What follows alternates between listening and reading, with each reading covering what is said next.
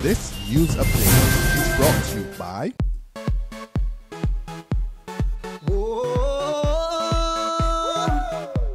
I'm happy. Now I'm gonna take my time. I'm happy. Enjoying myself with lime. I'm happy. Escape from reality. Yay! And let lime take care of me. We're just happy and smiling, doing almost anything, having fun and just living. Shopping, chilling, everything. Get happy with Barbados' largest and fastest 4G network. Activate any Lime prepaid or postpaid mobile plan today.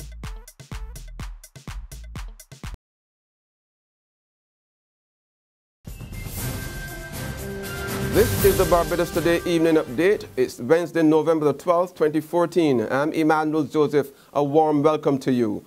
We begin with concerns that over 200 Scotia Bank workers may be sent home due to its restructuring plans, and it comes from the island's Human Resource Management Organization. Speaking on the sidelines of a symposium at the Radisson Aquatica Resort this morning, President of the association, Glenda Jill, said she is also worried about the possible fallout from two other companies proposing to follow suit. I don't have numbers on the top of my head right now, but I know that, for example, Scotia Bank with branches across Barbados, certainly you're concerned about that because that could be more than 200 people or more. And those things concern us because we don't have the jobs up there that would really pull those people in. So, again, I go back to make sure that people are retrained and retooled that they can go and either become their own manager or join another organization. His government has sent home over 3,000 workers already this year. But Prime Minister Freundel Stuart today made a strong case for better treatment of both public and private sector employees. He says human resource practitioners are as important as the senior managers. As human resource managers, therefore, and I heard the President make this point in her brief welcome, you have a critical role to play at the strategic level at the workplace. As I said, you're not treated with the same, and this is something for which you should fight, but not fight in such a way that you alienate your employers, but fight politely, fight with a certain amount of dignity. You're not regarded in the same way as the financial controller who looks after the money, but you manage the most important resource at any workplace. An absolute disgrace, that is how Senator Professor Emeritus Henry Fraser has described a report by Parliamentary Secretary in the Ministry of Tourism, Senator Irene Sandiford Garner, that the management of Harrison's Cave had failed to submit financial reports for several years. The last financial report was made back in 2003. A shocked Senator Fraser is adamant that such a situation cannot be the norm at the island's premier tourist attraction, and is calling for an immediate investigation into the matter. I share Senator Garner's distress, disappointment, amazement, surprise, horror, shock that we have had no financial reports on the cave for so many years. This is an absolute disgrace. It cannot be covered up. It cannot be hidden.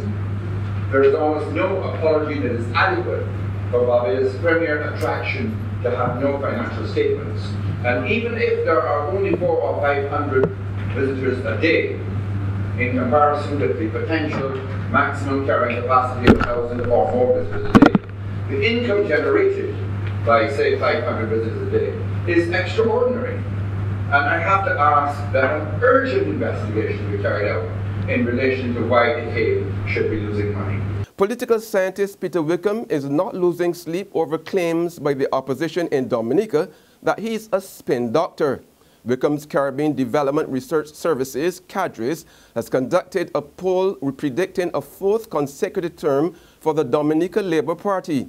But the United Workers' Party has strongly rejected the CADRES findings, saying that Wickham is a political operative.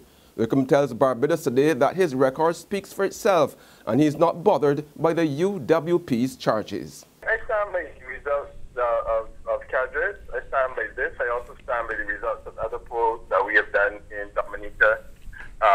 last 10 years that we've been associated with work in that country. Our track record in Dominica speaks for itself. The reality of the situation is that the opposition faces an uphill battle. The opposition has taken a predictable response, and this is exactly what they have done in previous elections, where they have essentially tried to suggest that the work the cadres have done is not accurate, that we are either incompetent or alternatively that we're acting as agents of the DLP. There's regional and international news after this short break. The Barbados Food and Wine and Rum Festival, November 20th to 23rd. Taste the culinary delights of top local and international chefs like Marcus Samuelson, Anne Burrell, Tyler Florence, Roger Mooking, Michael Hines, Dane Sadler, Daphne's Restaurant, and more. The Barbados Food and Wine and Rum Festival, 5th edition, November 20th to 23rd. Visit foodwinerum.com or contact Premier Event Services Inc. at 435-0670. Get your tickets now at Wine World or Ticketpal.com. To the region now, in the Bahamas to be exact, investigators have located the black box and the digital electronic engine monitors from the debris of Sunday's fatal air crash. 9 people were killed in the incident, including the president of the Faith Ministries International, Dr. Miles Monroe, and his wife, Ruth. The plane crashed as it was preparing to land at the Grand Bahama International Airport. According to eyewitnesses, the plane was flying low over a shipyard when it hit a crane and exploded on impact and then crashed into the junkyard.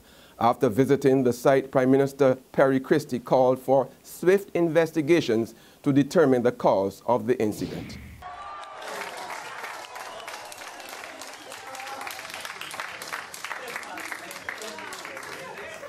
A momentous occasion as history was made today when the Philae probe made the first soft landing on a speeding comet. The European Space Agency says the robot touched down and is currently sitting on the comet's surface. So we are there, and Philae is talking to us. First things he told us was that the harpoons have been fired, rewound, and the landing gear has been moved inside. So we are sitting on the surface. Philae is talking to us. More data to come and to be analyzed right now. However, project scientists believe that anchors that hold the probe to the surface failed to work properly and are now trying to find out why.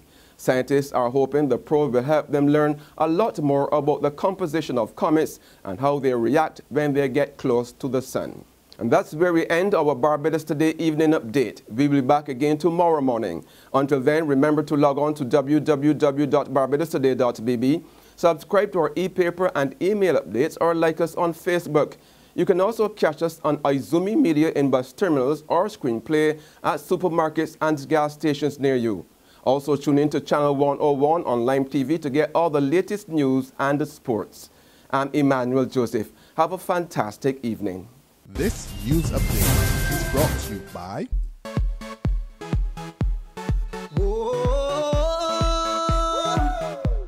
I'm happy.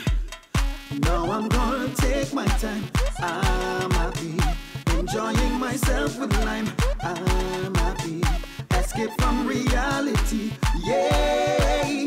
And let lime take care of me. Whoa, we're just happy and smiling. Doing almost anything. Having fun and just living. Whoa, shopping, chilling, everything. With my friends and enjoying. Feeling happy once again. When we having fun, you don't know I like it.